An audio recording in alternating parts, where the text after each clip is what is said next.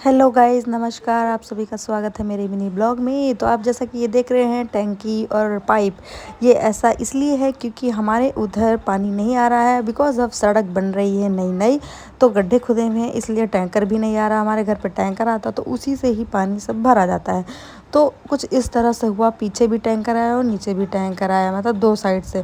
तो हम एक जन इधर से भर रहे थे और एक जन उधर से भर रहे थे। तो उसमें भी क्या नाम है, किसी किसी की टैंकी खाली रह गई थी और किसी किसी की भरी रह गई थी। तो हम सब भरे, पूरे गली वाले मिल के पाइप लगा के खूब दूर तक, वहाँ तो मैं लेके नहीं गई थी कैमरा, पर हाँ जितना लेके गई आप देख सकते हैं, इतनी दूर तक हम पानी भरे हैं। फिर क्योंकि यहाँ तक पाइप आ ही नहीं रहा था, पानी दूसरे गली में आया, वहाँ पे भरा, सब कुछ लेके जाके गैलन, फिर वहाँ से भर के फिर हम खाली कर रहे हैं। यानी हम छत पे चढ़ा रहे हैं, मतलब तीसरी मंजिल पर बाल्टी से ढो ढो के 1000 लीटर का जो टैंकी होता है उसमें हम पानी भर रहे थे, जैसा कि अभी आप देखेंगे इस वीडियो में। तो उस दिन जो हालत थी वो एकदम ख़राब हो चुकी थी, और होली के एक दिन पहले की थी। अब होली है तो होली वाले दिन पानी की तो ज़रूरत तो होती है, क्योंकि अगर पानी नहीं है तो आप होली खेलेंगे कैसे, है ना।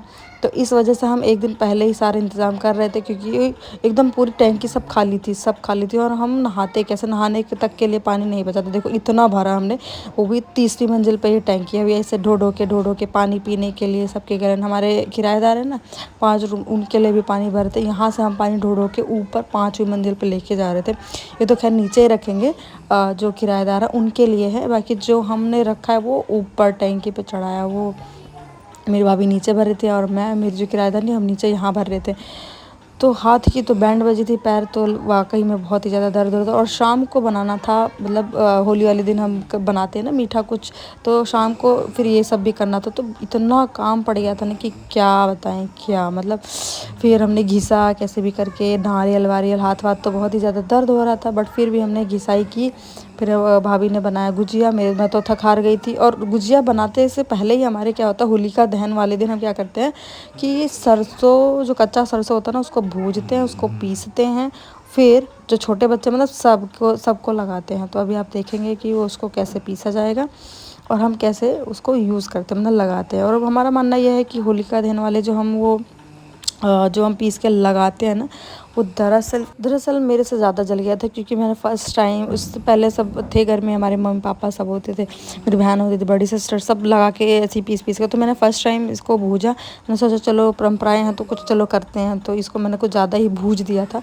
तो उसमें स्टिकीपन ख़त्म हो गया था, मतलब जो तेल होता है ना वो थोड़ा सा कम रह गया था।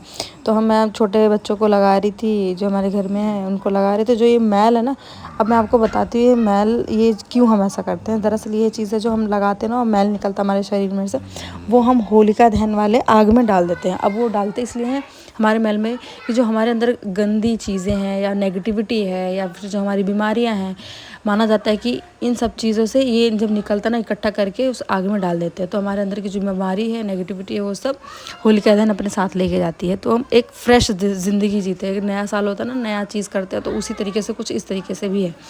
तो हम अच्छा सोचेंगे, अच्छा जो हमारे अंदर की बीमारी है वो भी चली जाएगी। तो ये इसके पीछे का लॉजिक है। तो हमारे गांव में हमारी ये परंपरा है। गांव में क्या है, उत्तर प्रदेश, बिहार, हर जगह ये चीज़ होती है। जो कच्चा सरसों होता है उसको पीस के ऐसे ही लगाते हैं, और जो उसका मैल निकलता है वो इकट्ठा करके होलिका दहन में जाके जला देते हैं 12 बजे। ठीक है, ये सब चीज़ें होता है। तो कुछ हमने इस तरीके से होली के एक दिन पहले ऐसा किया और लगाया। कैसे लगी आपको वीडियो? अगर पसंद आई हो तो लाइक, शेयर कर, सब्सक्राइब करें।